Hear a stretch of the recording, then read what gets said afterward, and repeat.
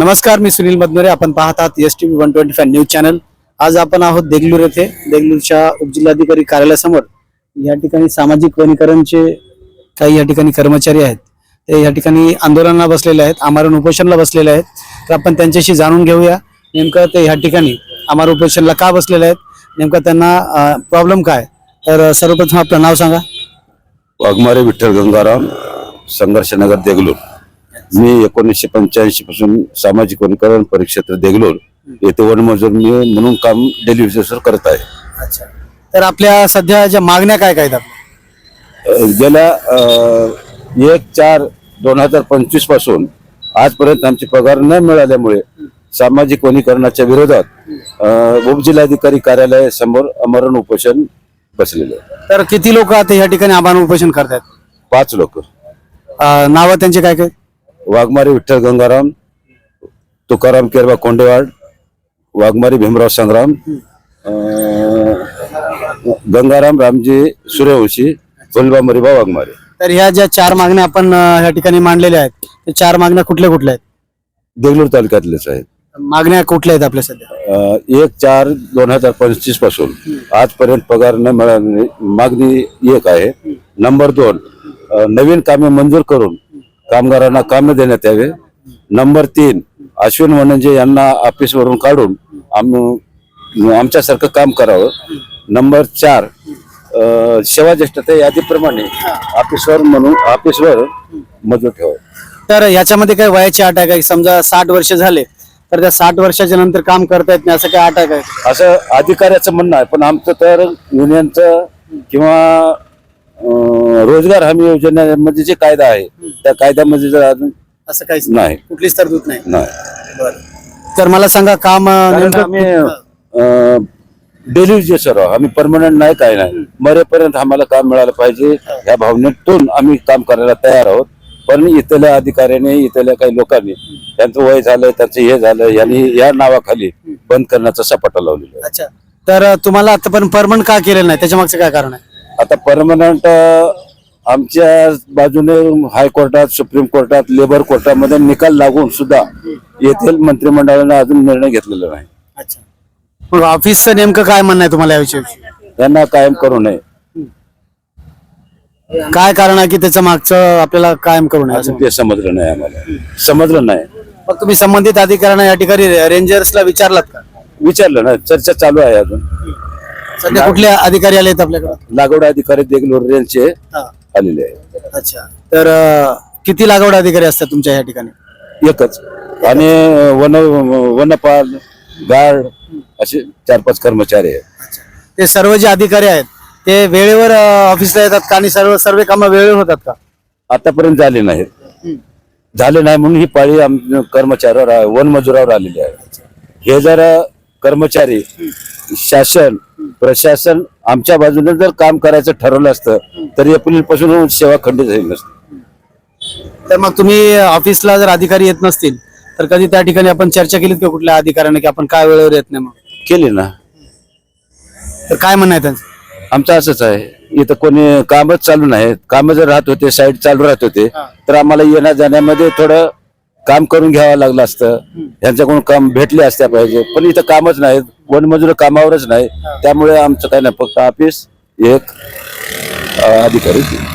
मग जर ते शासकीय नोकरीवर असताना त्यांना गव्हर्नमेंटचा पगार मिळतो चांगला, मग ते जे काय टाइम असेल 9-9:30 ते संध्याकाळी 5-6 पर्यंतचा, असं ते काय येत नाहीत मग ऑफिसमध्ये? काय वाटतं आपल्याला? आता हे त्यांनी शासनाचे पगार घेत असतील, त्यांना कळायला पाहिजे की आपण शासनाचे कर्मचारी आहोत. इथं किती वाजता गेलं पाहिजे, किती वाजता ऑफिस उघडलं पाहिजे हे त्यांना कळायला पाहिजे. त्या पद्धतीने त्यांनी त्याच्या कार्यपद्धतीने त्यांनी केलं पाहिजे. बरं, तुमच्या आता तुमच्यासारखे जे या ठिकाणी काम करतायत, बरोबर आहे, तर असे किती लोक आहेत की त्यांना मागच्या बऱ्याच काळापासून काम नाही? या 23 लोक. 23 लोकांना काम नाही. मग असंही या ठिकाणी पाहिलं जाते की काही नवीन लोक बाहेरून येऊन त्यांना काम दिलं जातं, पण तुम्हाला नाही, असं काय? आता इथं 3 साईड चालू आहे. एक नर्सरी, एक धनवान, आणि गेल्या वर्षीचे एक धनवान, आणि परवा एक रोड साईडला काम घेतले. तिथं आमच्या सोबत चर्चा न करता आम्हाला डावलून कोंटूर तालुक्यातले लेबर आणि अजनी बिलोली तालुक्यातील अजनी या गावातील लेबरांना गुत्तेदारी पद्धतीने काम करून घेतलं. मग तुम्हाला गुत्तेदारी पद्धतीने काम नाही काय नाही ना, त्याचं काय कारण आहे नेमकं? आम्ही त्यांना बाहेरून आम्ही 12 माही मजूर. आम्हाला काम असेल तर पैसे, नसेल तर बी पैसे, अशा या बेसिक तत्वावर आम्ही आतापर्यंत काम करत आलो, करून घेतलेले आहेत. कारण इथून पुढे तेच करणार. म्हणून आम्हाला ह्यांना डावलण्याचा, ह्यांना दूर करण्याचं या हेतूने आम्हाला न सांगता बाहेरून मजूर आणून काम करू. तर मला सांगा, तुम्ही जी झाडं लावताय त्यामध्ये झाडं किती जगतात? आता त्याचा रेशो काय? जिथं चांगलं पावसाळ्यामध्ये चांगली रोपड लागवड झाली तर तिथं 80-85% लागवड होते. आणि जिथं खड्डेवर, मुळ्यावर, झाडावर लावले असतील, गुत्तेदार पद्धतीने करून घेतले असतील, तिथं 50-35% अशा पद्धती. त्याला काय ट्री गार्ड वगैरे लावता का तुम्ही? असंच जमिनीत झाडं लावता? ना जमिनीमध्ये ट्री गार्ड वगैरे काय लावत नाही? मग काय त्याच्यावर जनावर खाण्याचा धोका असतो? त्याला संरक्षण म्हणून वॉचमॅन असतो, त्याला संरक्षण, झाडाच्या भोवताला काटे कुंपण असते, अशा पद्धती. मग किती टक्के झाडं जगतात? आपण लागवड आतापर्यंत एवढ्या वर्षाच्या कालावधीमध्ये किती टक्के झाडं जगलेत? आता इथं धनवानमध्ये 100% झाडं जिवंत आहेत. आयट्यामध्ये धनवानमध्ये 100% धनवान रोप जिवंत आहेत. काही ठिकाणी रोड साईडला तिथे 80-85% झाड आहेत. तर नेमकं टार्गेट किती असतो वर्षाचा? किती झाडं लावले पाहिजेत? आता ते बघा किलोमीटर प्रमाणे आहेत. त्या आता 3-4 किलोमीटर रोड साईड असेल त्या पद्धतीने झाड झाले. आता देगलूर तालुक्यामध्ये 108 गाव आहेत. 108 गावामध्ये काय आपले झाडं जातात का त्या ठिकाणी? नाही आली. मग आपण नेमकं झाडं कुठे लावतो? रोड साईड, कॅनलना पाणंद रस्ता, जिथं गायरान आहे तिथं. तर आपण एक अश्विन वनंजे यांचं नाव या ठिकाणी दिलेलं आहे. तर नेमकं तो मुद्दा काय? तो 4 वर्षापूर्वी आमच्या नंतर आम्ही 85 पासून कामावर आहोत. सेवा ज्येष्ठता यादी कायम असताना त्याने इथं आला.